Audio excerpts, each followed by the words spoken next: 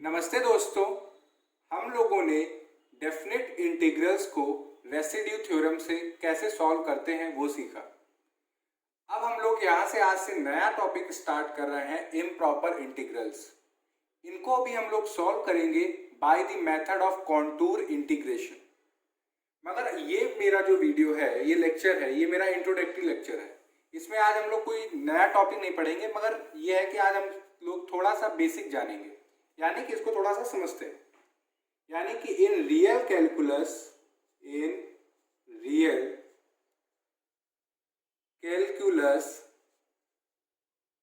the improper integral of a continuous function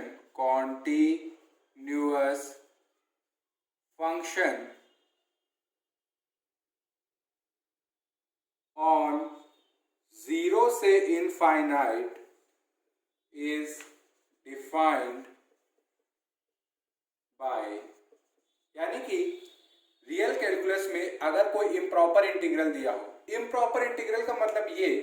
कि आपकी या तो अपर लिमिट या तो लोअर लिमिट, इन दोनों में से कोई एक इनफाइनाइट हो जाए। यानी कि इम्प्रॉपर इंटीग्रल होते कौन कौन से हैं? अगर लिमिट के हिसाब से देखें तो जैसे आपका जैसे ए है और ये इनफाइनाइट हो जाए, या फिर माइनस इनफाइनाइट से ए हो जाए, या फिर माइनस इनफाइनाइट से इनफाइनाइट हो जाए, तो ये सारे हम लोगों के इम्प्रॉपर इंटीग्रल के टाइप्स हैं। तो यानी कि अगर हमारी लिमिट इनफाइनाइट हो रही है, अपर या लोअर लिमिट या दोनों हो जाए, तो वो हमारी कहलाते हैं इम्प्रॉपर इंटीग्रल्स। तो ये तो हम लोगों ने जाना। तो यानी कि कह रहे हैं कि अगर कोई इम्प्रॉपर इंटीग्रल है कॉन्टिन्यूअस फंक्शन का, जो कि डिफाइंड है 0 से इनफाइनाइट fx dx, तो इसको हम लोग डिफाइन कैसे करते हैं? उसको डिफाइन करते हैं लिमिट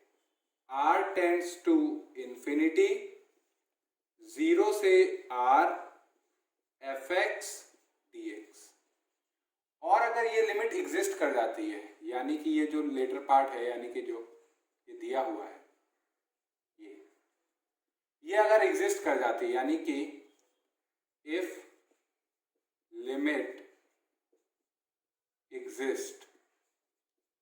तो हमारा ये जो इम्प्रॉपर इंटीग्रल है, तो हम कहेंगे कि वी से that the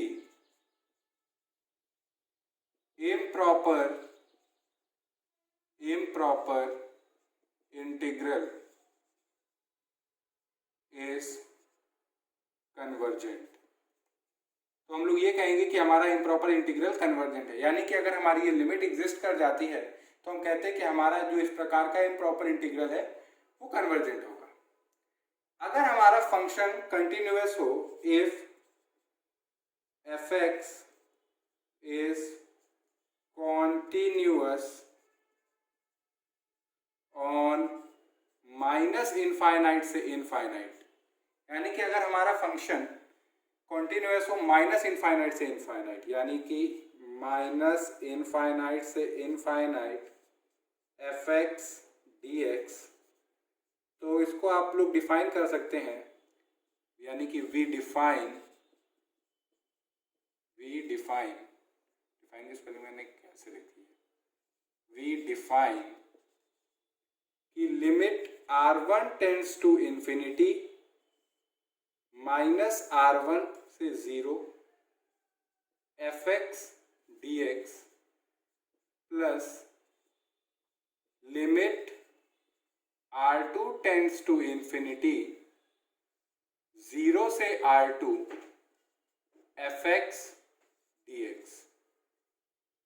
तो यानी कि अगर हमारा फंक्शन कंटिन्यूअस होता है माइनस इनफाइनाइट से इनफाइनाइट, तो जो इम्प्रॉपर इंटीग्रल है उसको हम लोग कैसे डिफाइन करते हैं? ऐसे। ये जो इम्प्रॉपर इंटीग्रल है इसको मान लेते हैं हम लोग स्टार। ये जो इम्प्रॉपर इंटीग्रल है इसकी एक दूसरी वैल्यू भी हो सकती है, यानी कि we have another value called the, जिसको हम लोग बोलते हैं कॉची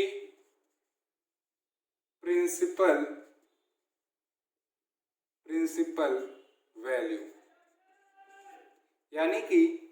ये जो इम्प्रॉपर इंटीग्रल है इसकी एक और वैल्यू हो सकती है जिसको हम लोग बोलते हैं कॉची प्रिंसिपल वैल्यू। अब वो कैसे डिफाइन होती है जरा उसको देखिए। यानी कि अगर माइनस इनफाइनाइट से infinite F x D x और इसकी जो प्रिंसिपल वैल्यू होगी, प्रिंसिपल वैल्यू वो होगी बच्चों limit r tends to infinity minus r to capital R f x D x. यानी कि ये जो इम्प्रॉपर इंटीग्रल है इसको हम लोग इस तरह से भी डिफाइन कर सकते हैं और इसकी एक और वैल्यू हो सकती है जिसको हम लोग बोलते हैं कॉची प्रिंसिपल वैल्यू, जिसको हम लोग इस तरह डिफाइन करते हैं। अब मान लीजिए इसको नाम दे देते हैं डबल स्टार। अब हम यहाँ पे थोड़ा सा बात करना चाहेंगे कि अगर ये जो जिस तरह से अगर हमने अपने इम्प्रॉपर इंटीग्रल को डिफाइन किया है और यहाँ पे अगर लिमिट एग्जिस्ट कर जाती है तो यानी कि ये इम्प्रॉपर इंटीग्रल हमारा कन्वर्जेंट होगा, तो इसकी एक कन्वर्जिंग वैल्यू होगी। यानी कि इफ इम्प्रॉपर इंटीग्रल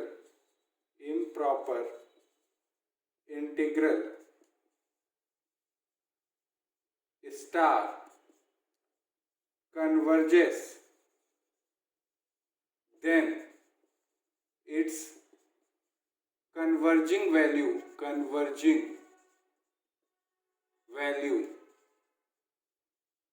coincides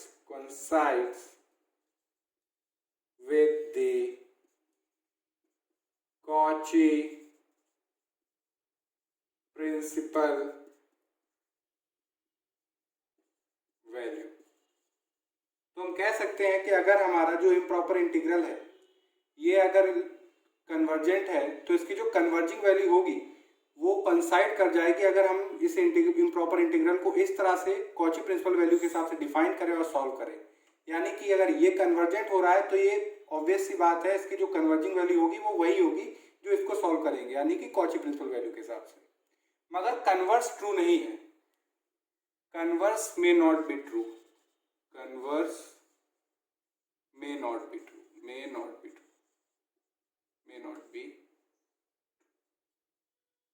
चलिए आपको ये इसको हम समझाते हैं कि एग्जाम्पल के थ्रू कि हम कहना क्या चाहते हैं कि let f x equal to small x, ये हमने लिया। अब मान लीजिए ये इसका जो इम्प्रॉपर इंटीग्रल है माइनस इनफाइनाइट से इनफाइनाइट एक्स डी एक्स, इसको हम लोग इस तरह से अगर हम डिफाइन करें तो limit r1 tends to infinity minus r1 से 0 एफ एक्स की जगह हम लोग क्या ले रहे हैं x dx plus limit r2 tends to infinity 0 से r2 x dx। इसको जब आप सॉल्व करेंगे तो limit r1 tends to infinity ये आएगा हमारा एक्स स्क्वायर बाई 2 0 से minus r1 plus limit r2 tends to infinity x square upon 2 0 से r2, यानी कि limit r1 tends to infinity ये आएगा हमारा minus r1 square by 2 plus limit r2 tends to infinity ये आएगा हमारा r2 स्क्वायर बाई 2। तो यानी कि हमारी यहाँ पे ये कन्वर्जेंट नहीं हो रही है, यानी कि limit does not exist, limit does not exist. यानी कि जो f x equal to x है इसको अगर हम लोग फर्स्ट की तरह स्टार यानी कि इसकी तरह डिफाइन करके सॉल्व कर रहे हैं तो लिमिट एग्जिस्ट नहीं कर रही है। अब चलिए इसी की जो हमारा फंक्शन है इसको प्रिंसिपल वैल्यू के हिसाब से सॉल्व करें, यानी कि principal value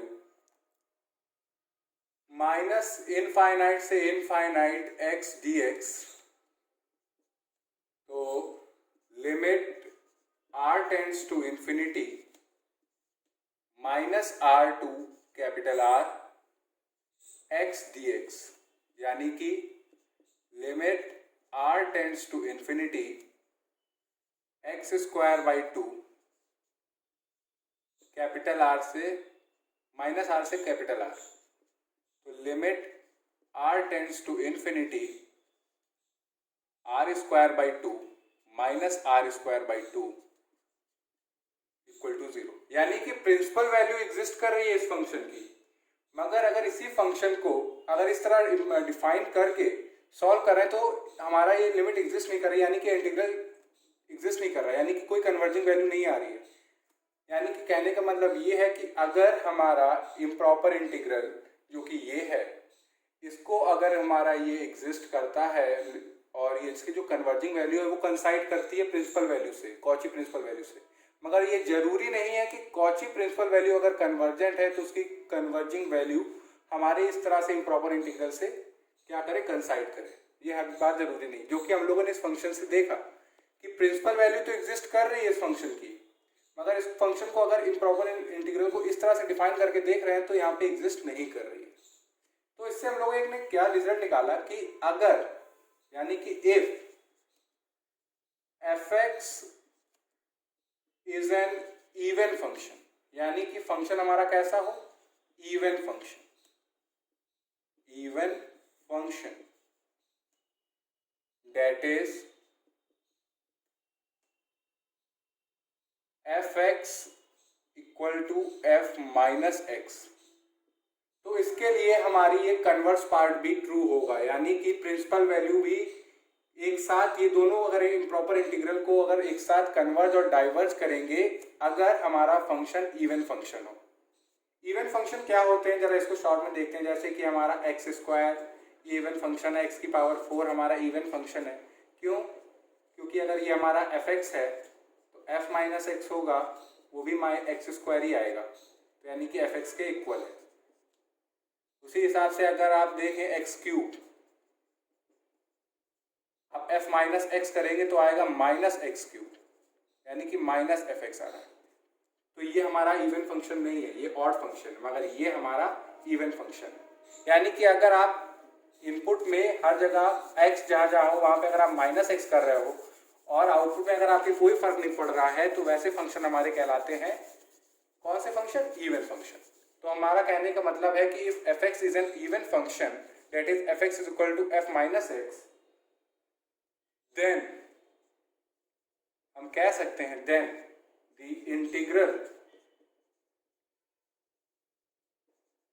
star and double star में कन्वर्ज और डाइवर्ज टुगेदर, यानी कि साथ साथ कन्वर्ज और डाइवर्ज करते हैं। बस शर्त ये होनी चाहिए फंक्शन हमारा इवन फंक्शन। अगर फंक्शन हमारा इवन फंक्शन नहीं है तो कॉची प्रिंसिपल वैल्यू अगर कन्वर्ज करी तो जरूरी नहीं है कि इस तरह से अगर फंक्शन को डिफाइन करें तो वो भी कन्वर्ज करे। तो इस हिसाब से अगर हम लोग देखें कि 0 से infinite F x D X is equal to half minus infinite से infinite F x D x, और ये जो हम लोगों की लिमिट होती है, यानी कि ये जो इम्प्रॉपर इंटीग्रल होता है ये वाला, यानी कि ये, इसको यूजली हम लोग इवेल्युएट करते हैं एज कॉची प्रिंसिपल वैल्यू, यानी कि will be evaluated as Cauchy principal value. यानी कि ये इस प्रकार का अगर हमारा इम्प्रॉपर इंटीग्रल होता है तो उसको यूजली हम लोग किस तरह से इवेल्युएट करते हैं, कॉची प्रिंसिपल वैल्यू के हिसाब से। अब ऐसे इंटीग्रल्स को हम लोग सॉल्व करना सीखेंगे, वो तो नेक्स्ट लेक्चर से सीखेंगे, मगर उसमें अभी एक थ्योरम हम लोग पढ़ेंगे तो उसमें एक इम्पॉर्टेंट रिजल्ट हम लोग यूज करने वाले हैं। तो मैं सोच रहा हूँ कि मैं वो रिजल्ट आज आपको ये करा देता हूँ, जिससे कि नेक्स्ट क्लास में हम लोग इस प्रकार के इंटीग्रल्स को बाय कॉन्टूर इंटीग्रेशन सॉल्व करना सीखेंगे। अब हम लोग अगर एक सर्कल बनाते हैं,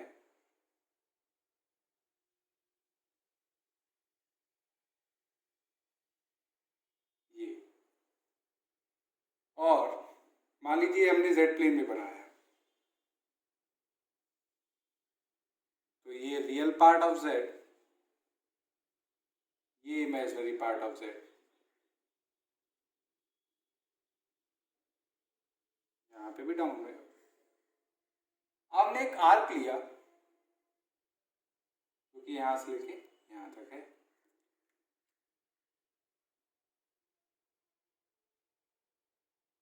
ये एक आर्क लिया हमने,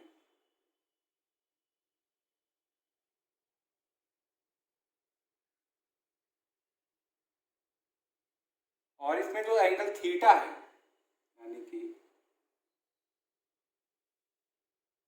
ये मान लिया हमने ये theta,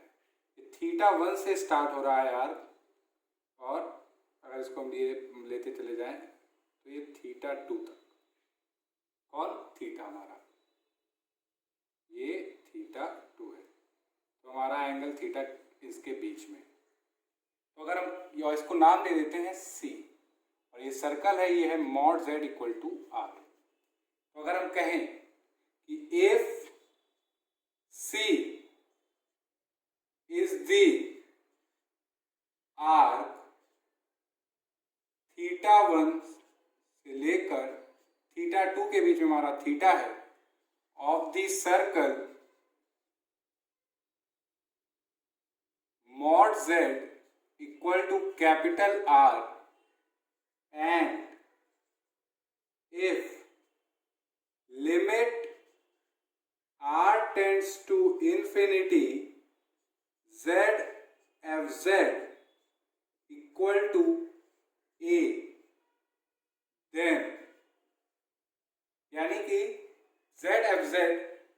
tends to a constant real number a पे जब r हमारा इनफाइनाइट हो रहा है, तो अगर आप इंटीग्रेशन कर रहे हैं, देन इंटीग्रेशन अलोंग सी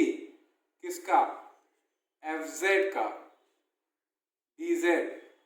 और लिमिट आपकी आर इनफाइनाइट को टेंड करे, तो ये इक्वल आता है iota a theta 2 minus theta 1। तो ये एक इंपॉर्टेंट रिजल्ट है जिसका हम लोग आगे यूज करेंगे, तो मैंने सोचा कि आपको बता दें कि यानी कि अगर सी हमारा कोई आर्क है और किसी circle mod Z equal to capital R, और जेड एफ जेड हमारे कांस्टेंट नंबर ए पे टेंड करे जब आर हमारा इनफाइनाइट हो, यानी कि बहुत बड़ा हो, तो limit R tends to infinite integration along C F Z D z की वैल्यू क्या हो सकती है, iota a theta 2 minus theta 1। तो चलिए इसको हम लोग प्रूफ करते हैं। प्रूफ, क्योंकि हम लोग ये मान के चल रहे हैं कि since limit r tends to infinity Z F Z equal to a for sufficiently large values of capital R, we have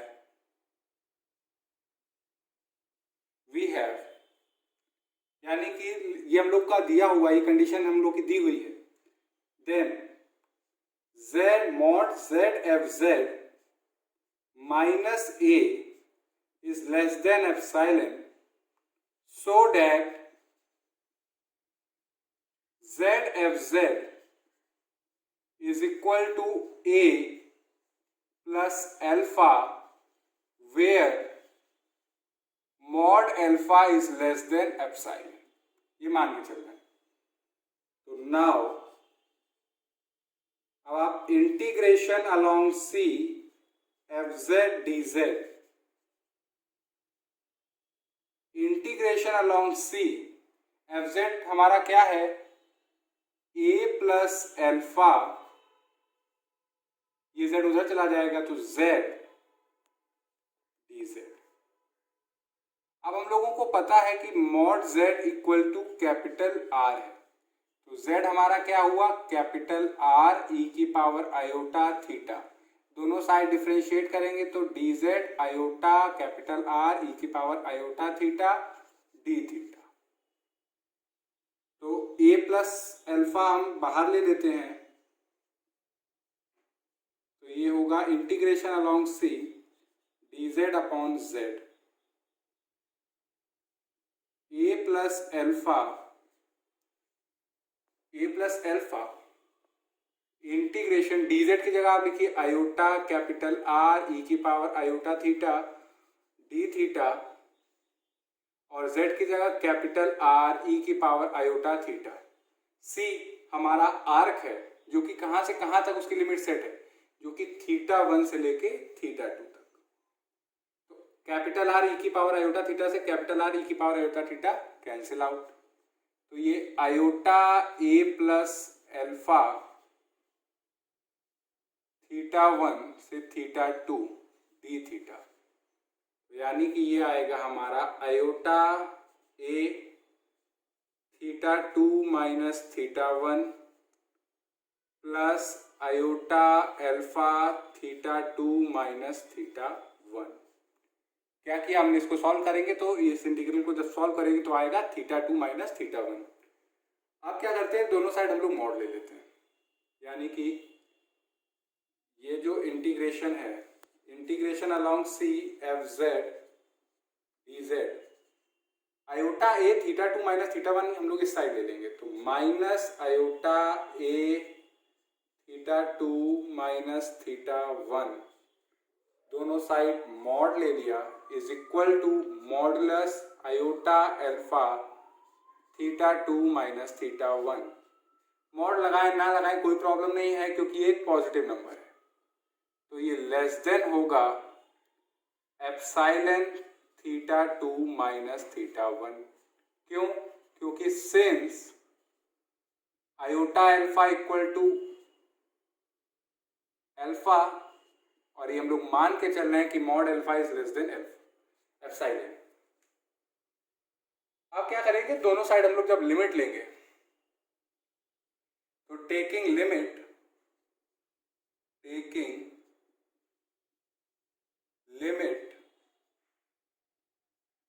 on both sides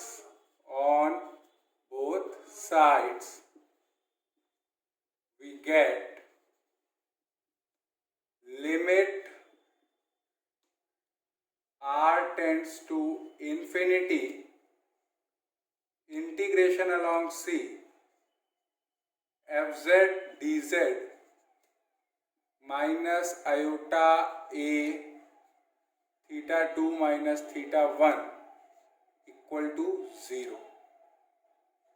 That is limit r tends to infinity integration along c fz dz की value क्या है बच्चों, iota capital A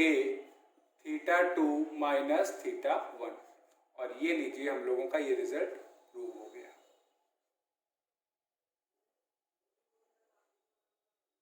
ये हम लोगों ने prove कर दिया। अब अगर मान लीजिए a 0 हो, यानी कि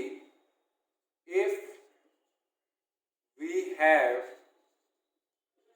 limit r tends to infinity zfz equal to capital a की जगह आपकी मान लिया कैपिटल A को 0, देन हम कह सकते हैं कि लिमिट